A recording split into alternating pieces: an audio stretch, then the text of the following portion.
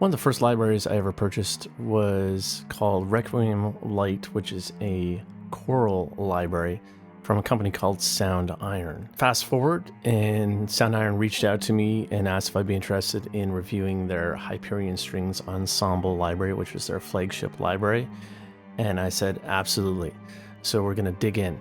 Soundiron has been around for a long time.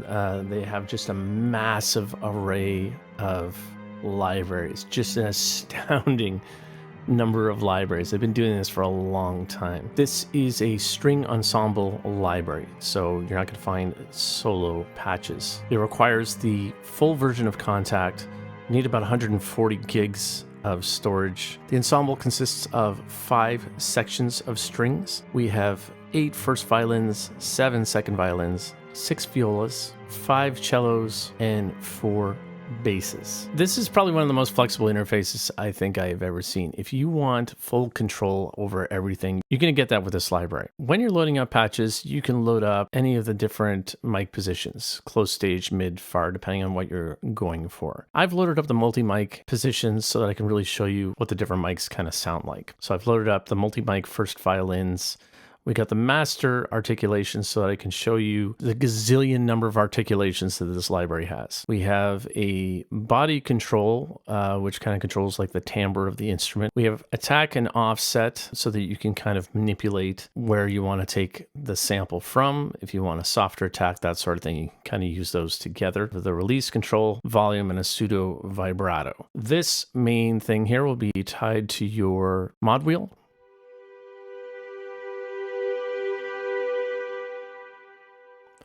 Now, if you see, I'm all the way down at the bottom.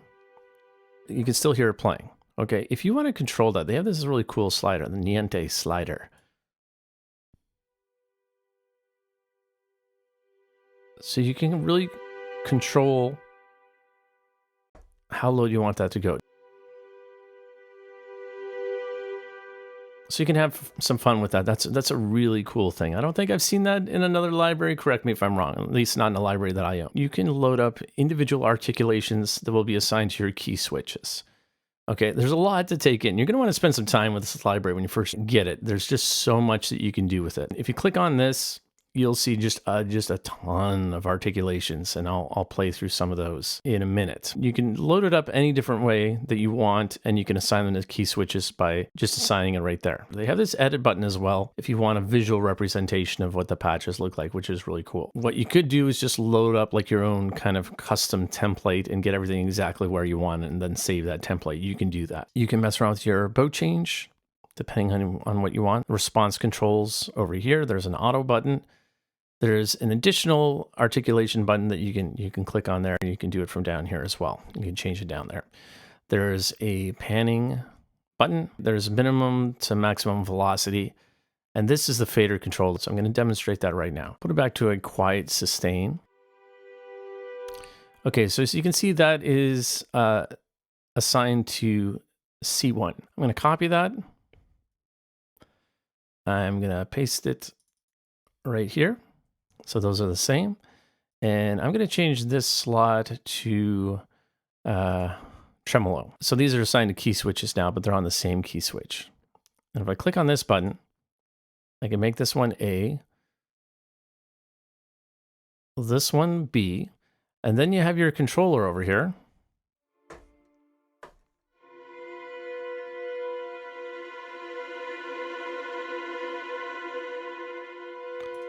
Super fun. And then, of course, you can assign this to whatever kind of controller you have. So let's do that.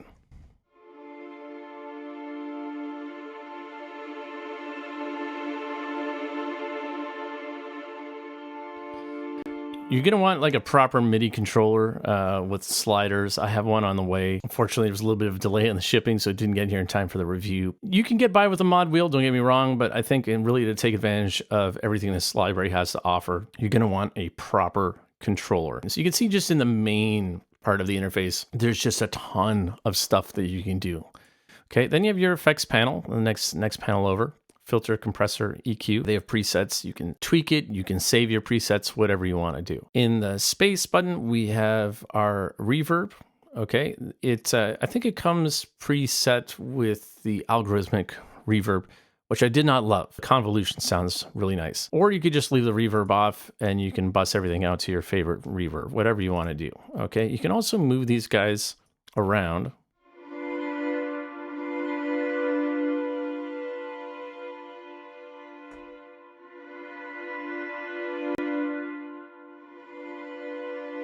Okay, if you want like a more forward sound or further back, and pan left and right. Okay, so lots of controls over there. We have some additional controls, some reverb controls over there, and filters and whatnot. You have your play assist, which I did not use. That's like a whole other thing. There's almost too much to go through in this video, but there's some cool things that you can do with this as well. I try to do these reviews based on my usage. I tend to not use these sort of things, but it's nice to have if you want it on there. There's an arpeggiator if you want as well. You can mess around, do all kinds of crazy stuff in there. Then you have your mic positions. So we have close, stage, mid, and far. So this is our close.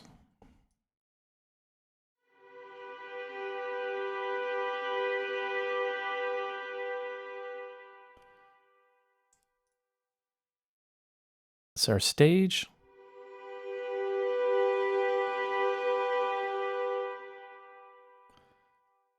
We got our mid.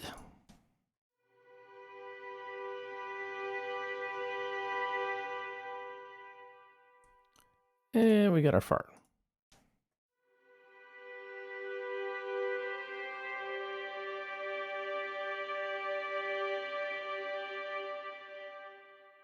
Very, very nice sound.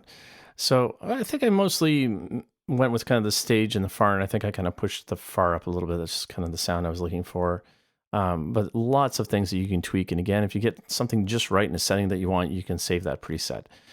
So in a nutshell, that is the interface. Just a mad amount of things that you can tweak. Most libraries do not give you this much control. If you just wanted the quiet, the that articulation was recorded at a quiet volume. But then we also have one that was recorded in forte. But then if you just want, well, I just want everything to end, you can do that. Sustain, dynamics.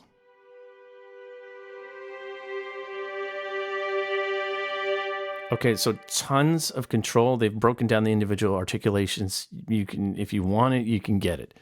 Maybe there's a string library out there that has more dynamics and more things that you control. I don't have anything in my arsenal that I can compare it to. If you know something out there that we can compare it to, let me know. Let's play through a couple of different. Staccato.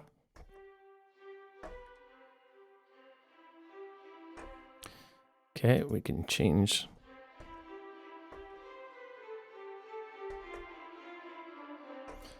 All right, I can't play through all of them because there's just way too many. Forte.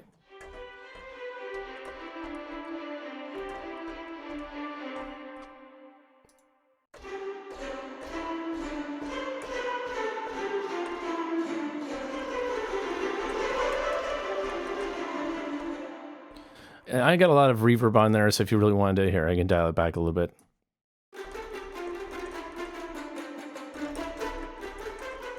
So you can really hear that it's very, this library does fast really well, very, very responsive, very fast, but also does the slow stuff really well as well. Pizzicato.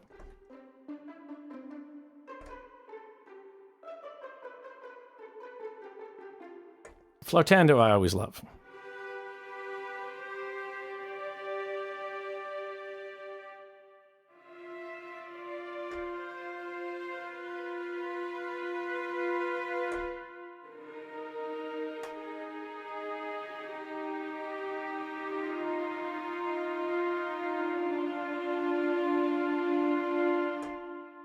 It sounds really good. Ponticello.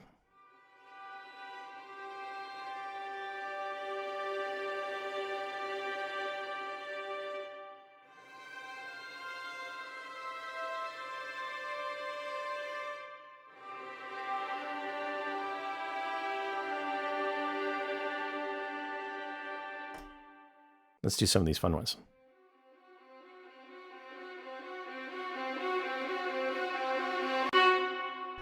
If you hear little pops and clicks, it's just because OBS is recording this, and there's multiple cameras, and my M1 is struggling. Absolutely struggling to keep up with everything these days. It just goes and goes and goes. I mean, it's, you know, I could play through every single articulation and we'd be here for absolutely days. This is, I think, a library that's just really meant for people who just want complete control. They just want to be able to dial in any kind of articulation they want. Things are recorded very, very dry, so you can tweak it the way you want it. You can add your own reverbs. You can mix with other libraries really well because they are recorded dry. Let's check out the legato.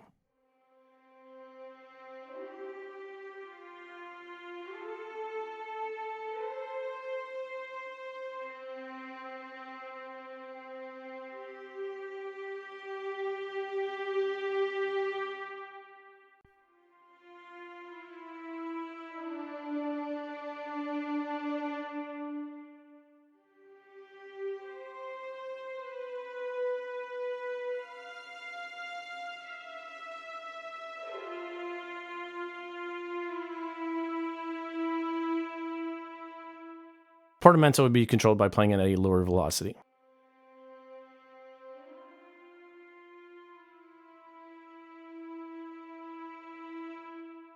We won't go through every single section because there's just too much, but I will break it down in my project, the patches that I selected, and then we'll have a playthrough so you can listen to it. You have your ensemble patches. If you wanted to sketch out an idea really quickly, you kind of have a selection of everything all together. The other thing that I wanted to show you was the ambiances. There's tons of cool stuff in here.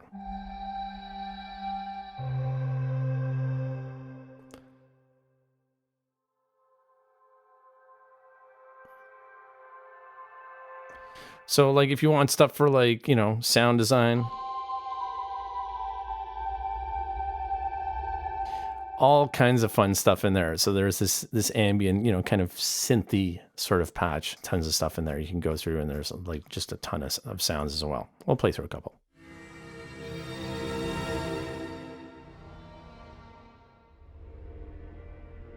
Fun stuff. Lots of fun stuff in there. Now let's take a look at the project that I have. First violins long. Again, these are all multi.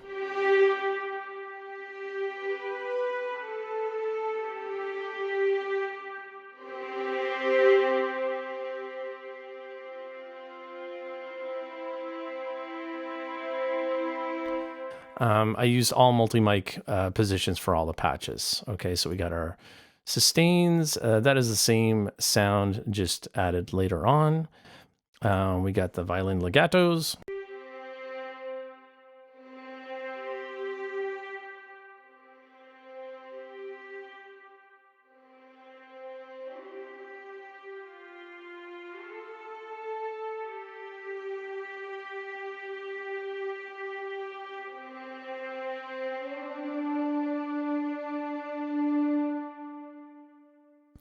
We got the second violin's trems.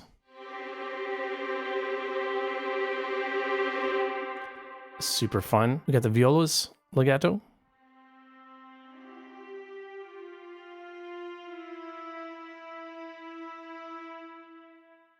Viola's sustains.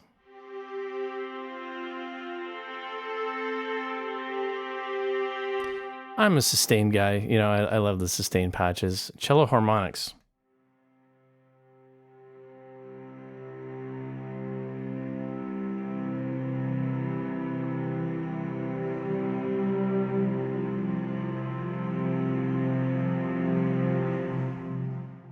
Cello longs.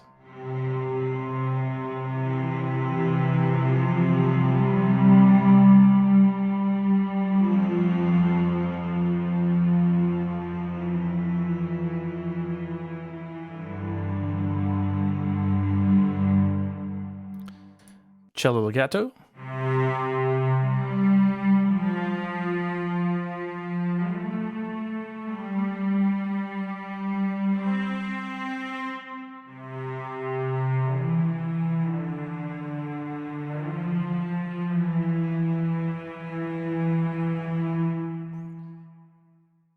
We got the cello short.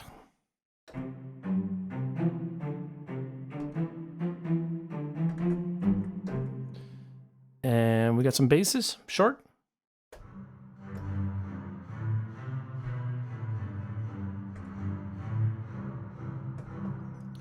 which I just have doubled underneath the cellos at the end, and bass is long.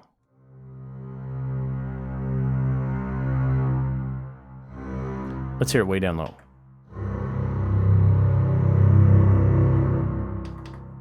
To my ears, an extremely realistic sounding library that you can really tweak and do whatever you want. Big question, who is this library for? I think this is geared at the pro users out there, the ones that really want just an endless amount of articulations, endless ways of assigning key switches, the ability to tweak and use the dry sounds to mix and match with other libraries, people that really have a need for full representation of an orchestral string section with just a boatload of articulations. I don't really have anything to compare it to in the sounds that I have, just because I haven't come across a library that has this many articulations with this many ways of tweaking and changing the sound. I think it would be very, very useful for those composers doing like trailers and that sort of work. But if you have bigger projects and you're lucky enough to be working on, say, like a indie film or something like that, you're going to get a ton of use out of this library. I would recommend minimum like M1 16 gigs of RAM, but probably more